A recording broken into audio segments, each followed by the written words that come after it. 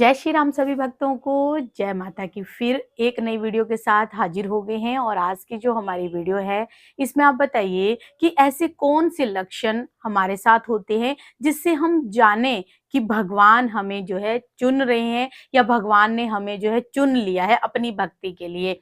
आज की वीडियो इसी विषय पे है। आप भी रोजाना भक्ति करते हैं तो जानिए कि कैसे आपको भगवान जो है चुनते हैं। अंत तक बने रहना, तभी आपको सारी वीडियो समझ में आएगी। अगर वीडियो अच्छी लगती है तो लाइक करें, शेयर करें, कमेंट करें। चैनल पे पहली बार हैं तो चैनल को जरूर सब्सक्राइब करके रखिए ताकि आप तक जो है वीडियो की नोटिफिकेशन सबसे पहले ही पहुंच जाए। चलिए शुरू करते हैं आज की वीडियो। जय श्री राम। जय श्री राम, जय श्री बालाजी, जय माता की। भक्ति में अपार शक्ति छुपी होती है। भक्ति एक ऐसी ऊर्जा है जो हमें परमात्मा से हमारा संपर्क करवाती है। उस ऊर्जा को जागृत करना पड़ता है। वो हमारे अंदर ही होती है। जिस प्रकार से एक हिरन के अंदर एक मृग होती है और उसमें कस्तूरी होती है, हिरन के अंदर एक खुशबू, उसको ये महसूस रहता है ये खुशबू कहाँ से आ रही है। वो पूरी जिंदगी जो है उस खुशबू के पीछे भागता है, लेकिन वो उसके अंदर ही होती है। इसी प्रकार से परमात्मा की दिव्य कृपा हमारे शरीर में वास करती है, लेकिन हम उस ऊर्जा को कोई तो जागृत कर लेता है, लेकिन कोई कोई जागृत नहीं कर सकता। तो क्यों? क्योंकि वो संसार की मोह माया के जाल में इतना ग्रस्त हो जाता है कि उस ऊर्जा के बारे में सोचने का समय ही नहीं होता। तो अगर आपको परमात्मा की भक्ति प्रिय हो रही है, अगर आप परमात्मा की भक्ति कर रहे हो और परमात्मा ने आपको चुन लिया, आपकी भक्ति उन तक जा रही है, तो आपके शरीर में कुछ ऐसे लक्षण, आपके जीवन में कुछ ऐसे बदलाव उत्पन्न होने लग जाएंगे जिससे आपको पता लग जाएगा कि वाकई में ही आप परमात्मा के द्वारा चुने हुए हो। सबसे पहली बात ये होता है कि आपके जीवन में सबसे पहला बदलाव होगा क्या, कि आपके शरीर से काम वासना का त्याग होने लग जाता है। आपका मन ही नहीं करता किसी भी प्रकार की वासना के मोह में बढ़ने का। और जो वासना का उगरता रूप जो पहले प्रकट होता था, अब वो उगरता रूप नहीं आ रहा है शरीर के ऊपर। आप उसके ऊपर अपना अधिपति जमाने लग गए हो, अपना कंट्रोल करने लग गए हो। आपको आपको ये महसूस होता है कि अब मेरे को कोई भी चीज जो है ग्रस्त नहीं करती। एक बार क्या हुआ कि मैं एक छोटी सी उस आपको बताता हूँ कि हनुमान जी ने एक बार लंका में माता सीता का पता लगाते हुए वो लंका में रावण के कक्ष में कूद गए थे। तो रावण जो था वहां पर दासियों के साथ जो था नंग अवस्था में, निद्रावस्था में था। तो हनुमान जी जैसे ही कूदे वैसे ही बाहर आ गए। एक बार हनुमान जी ने कहा, ओ ये क्या हुआ, ये मेरे आंखों से क्या दिख गया।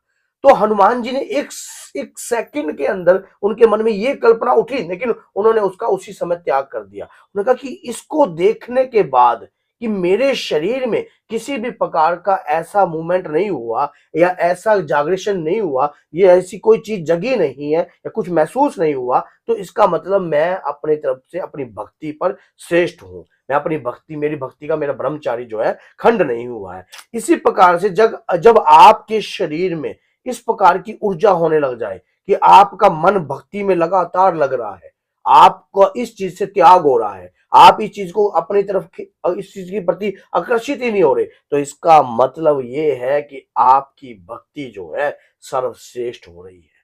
आपके अंतर की भक्ति सर्वश्रेष्ठ हो रही है। फिर दूसरा ये, संसार की लोभ करीन वस्तुओं, जैसे कि जिनसे भोग विलासिक वस्तुएं, इनसे आपका त्याग होने लग गया है। अब आपको इच्छा नहीं रहती है किसी भी प्रकार की, किसी भी प्रकार की इच्छा नहीं रहती है। ना तो कोई धन की इच्छा रह रही है, ना कोई मान सम्मान की इच्छा रह रही है, ना कोई पद पदवी की इच्छा रह रही है, कुछ नहीं रह रही है। सिर्फ हमें अपने प्रभु की भक्ति या साधना ऐसी खींची जा रही है, उनके प्रति उनके नाम की कृपा इतनी खींची जा रही है कि मन करता है सिर्फ अपने प्रभु के श्री चरणों को ही प्राप्त करने की इच्छा अंदर से प्रबल उठती है, हर पल में उठती है। आप, और तीसरा ये होता है कि आप बेचैन हो गए हो। मान लो किसी चीज की खोज में हो, आपके अंदर एक बेचैनी उत्पन्न रहती है 24 घंटे। चाहे आप कोई मूवी देख रहे हो या किसी के साथ बैठे हो या कहीं भी वार्ता, एक बेचैनी उत्पन्न रहती है। वो बेचैनी ये है कि वाक्य में सत्य है क्या, वाक्य में मैं हूं कौन। अपने अंदर से अगर अगर आपके अंदर से सवाल उत्पन्न होने लग गए हैं इस प्रकार के, तो यह लक्षण आपको परमात्मा के संपर्क में ले आए हैं। आप बहुत ही जल्दी जागृत होने वाले हो, आपकी दृष्टि उत्पन्न होने वाली है, आपके अंदर जो आपका आभा मंडल जो है मजबूत हो चुका है। आपके शरीर के इर्द गिर्द ऊर्जा चक्र जो है तैयार हो चुका है। देवी के प्रति अगर आपकी इच्छा है तो देवी के प्रति, अगर बाबा के प्रति है तो बाबा के प्रति आपके अंदर से ऐसे प्रबल इच्छा उत्पन्न होती है कि आप वो व्याकुलता को शांति नहीं कर पा रहा। अगर इस प्रकार के लक्षण आपके अंदर हो रहे हैं तो आप परमात्मा के चुने हुए संपर्क में, आप उनके संपर्क में आ चुके हो और वो उनकी दृष्टि भी आपके ऊपर हो रही है। लेकिन इससे पहले ये सब कुछ आपका बुरा हाल था, ये सब आपके जो आपके बिल्कुल ही नेगेटिव था, अपोजिट था। समझ गए, आपके बिल्कुल ही अपोजिट ये चीजें जो थी बिल्कुल थी, आप इन चीजों के बगैर रह नहीं सकते थे, ये चीजें आपको ग्रस्त करती थी। लेकिन अब कुछ अलग ही हो गया है जीवन के अंदर।